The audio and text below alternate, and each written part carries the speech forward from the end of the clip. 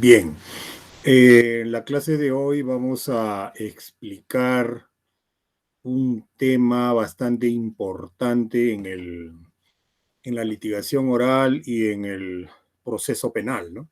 Que es la prueba indiciaria. Normalmente no tenemos prueba directa, ¿no? En un hecho criminal, ¿no? La prueba directa es cuando una persona observa, un testigo, una persona observa un hecho. Y si no existe, tenemos que utilizar la prueba indiciaria necesariamente. En tal sentido, será casi el 80% de los medios de prueba es prueba indiciaria. En tal sentido, debemos conocer cómo funciona el tema de la prueba indiciaria para poder trabajar adecuadamente en un juicio oral, ¿no? Y este es el objetivo, el propósito de esta clase. Voy a compartir mi pantalla y voy a trabajar el tema de la prueba indiciaria para poder entender cómo funciona esto, ¿no? Bien, voy a compartir mi pantalla.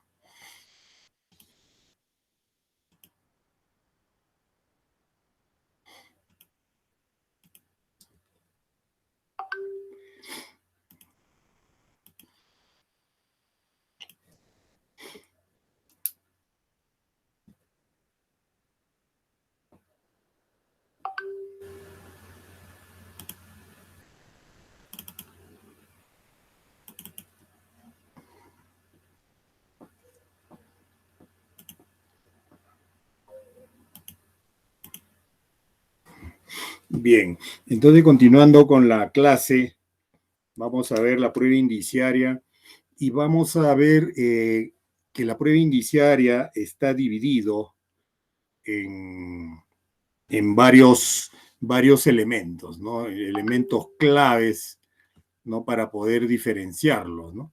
El primer elemento, aquí voy a escribir prueba indiciaria, ¿no?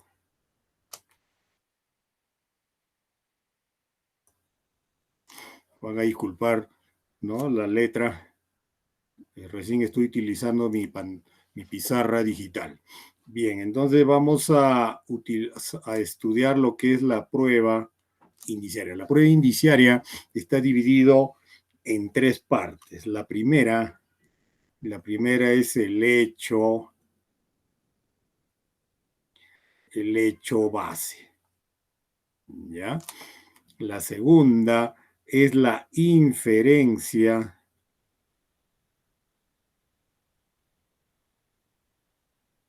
Y la tercera es el hecho indiciado,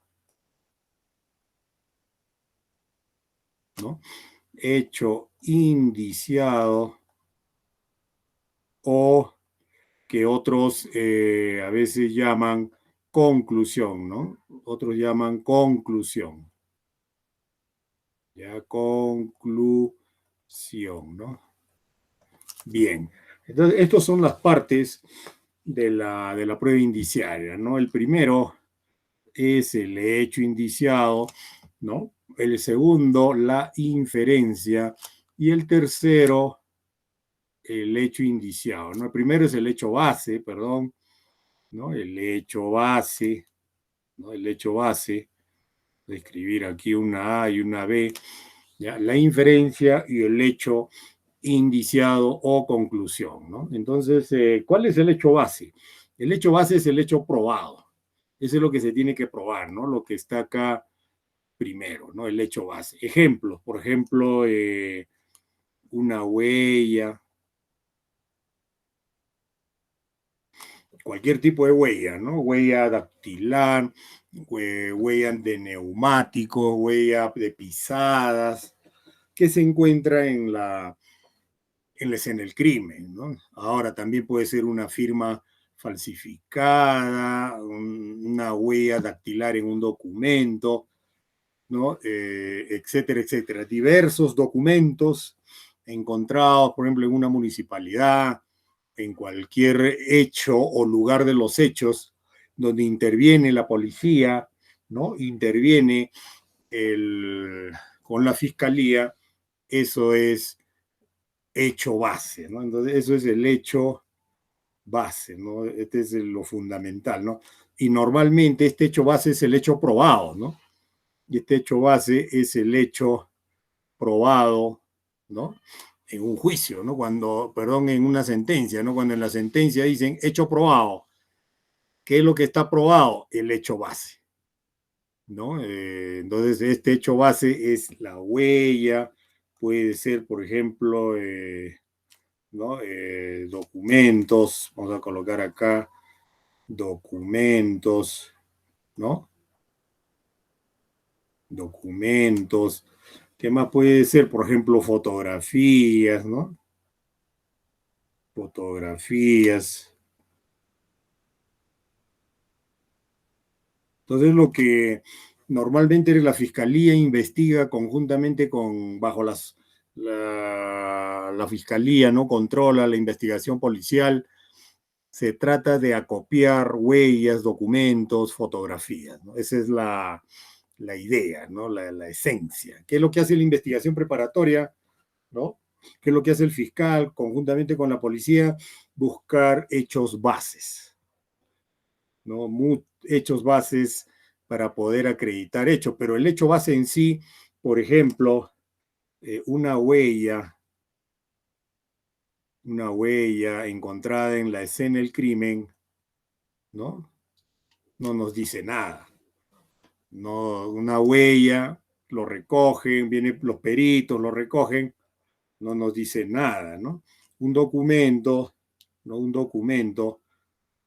documento ahí con sus firmas y su texto, tampoco nos dice nada, ¿no? Eso tenemos que llevarlo a la inferencia, ¿no? Y la inferencia, hay tres inferencias, ¿no? Esto debe quedar ahí bien claro, ¿no? La primera inferencia es la lógica, la segunda es la ciencia, ¿no? Y la tercera es la experiencia, ¿no? Por ejemplo, al encontrar una huella dactilar, ¿no? Una huella dactilar en la escena del crimen, entonces vamos a utilizar lo que es la ciencia, ¿no? La ciencia de la dactiloscopía. Entonces la ciencia nos va a dar una conclusión, ¿no? Después de realizar un peritaje, un examen comparativo entre la huella, ¿no? Entre esta huella que está acá, ¿no? Entre esta huella, ¿no? Y con los sospechosos, la ciencia de la dactiloscopía llega a una conclusión. ¿Y qué llega a la conclusión? De que esta huella le pertenece a Pedro, ¿no? A una persona, ¿no? Vamos a poner acá a Pedro, ¿no? Entonces, esa es la conclusión, ¿no? ¿Cuál es la conclusión? De que la huella le pertenece a Pedro, ¿no? Y como la huella como hecho base no nos sirve, no nos lleva a nada, pero la huella, después de haber aplicado la ciencia, nos lleva, ¿no? Acá nos lleva a una conclusión, ¿no? De que la huella pertenece a Pedro. Esa es la conclusión, ¿no? Y eso puede ser utilizado, eso sería el hecho indiciado, ¿no? Lo que está acá, el hecho indiciado, ¿no? Por ejemplo, otro hecho, por ejemplo, el documento, ¿no? Por ejemplo, el documento tiene firmas y esta firma también, por medio de la ciencia, ¿no? Entonces aquí tenemos una firma, le pertenece, ¿no? Por ejemplo, a Job, ¿no? Entonces, esa es la conclusión. Y así funciona, ¿no? La prueba indiciaria. Entonces, bajo este contexto, el 80% de los medios de prueba en un proceso penal es prueba indiciaria. Y esto funciona en todo, ¿no? En todos los delitos, ¿no? Funciona esto. Entonces, esto es la idea básica de la prueba indiciaria en la litigación oral, ¿no? Porque y litigando, no sabemos, ¿no? ¿Qué cosa es lo que se está probando, ¿no? Lo que se está probando son los hechos bases. Esto de acá no se olviden, ¿no? Esto de acá, ¿no? Hecho base. ¿Qué es lo que se ha probado? Que se ha encontrado una huella en la escena del crimen, que en el documento hay una firma. Eso está probado. Que con la fotografía, se ha tomado una fotografía de la escena, ¿no? Etcétera, etcétera, ¿no? Y utilizamos la experiencia. Por ejemplo, un ejemplo de la experiencia, ¿no? Una persona parada en una puerta, se le encontró muerto, fallecido, en el pavimento, ¿no? Y al costado había una piedra.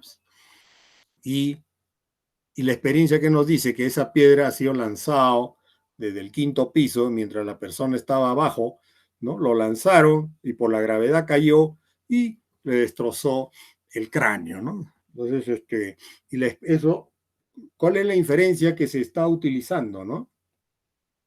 La inferencia que se está utilizando es la experiencia, ¿no? Porque la experiencia nos dice que cuando del quinto piso sueltan una piedra, cae y destroza el cráneo, ¿no? Entonces, así hay una diversidad, ¿no? De hechos bases y las inferencias, ¿no? Utilizamos para, ¿no? Para razonar sobre los hechos bases. Y cuando hay un juicio, en una sentencia, siempre hay un hecho probado y el juez tiene que razonar a partir de los hechos probados, ¿no? Y a través de la lógica, la ciencia y la experiencia, y de ahí saca sus conclusiones, ¿no? Es lo mismo. Entonces, cuando existe un problema de razonamiento es porque la inferencia, ¿no? La inferencia que está acá ha fallado, ¿no? Algo está fallando acá, ¿no? Entonces, esto es lo que es el razonamiento, ¿no? La motivación, ¿no?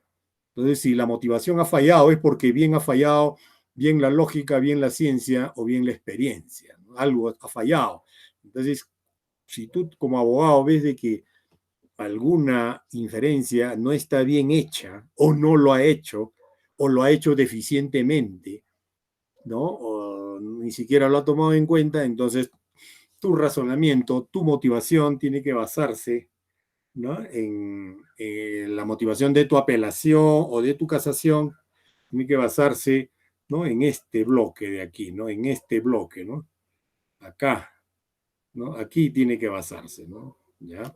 Aquí, ¿no? Para la motivación, ¿no? Entonces, la inferencia está mal, ¿ya? Bien, esto ha sido todo con respecto a la clase de o al tema de prueba indiciaria. Muchas gracias.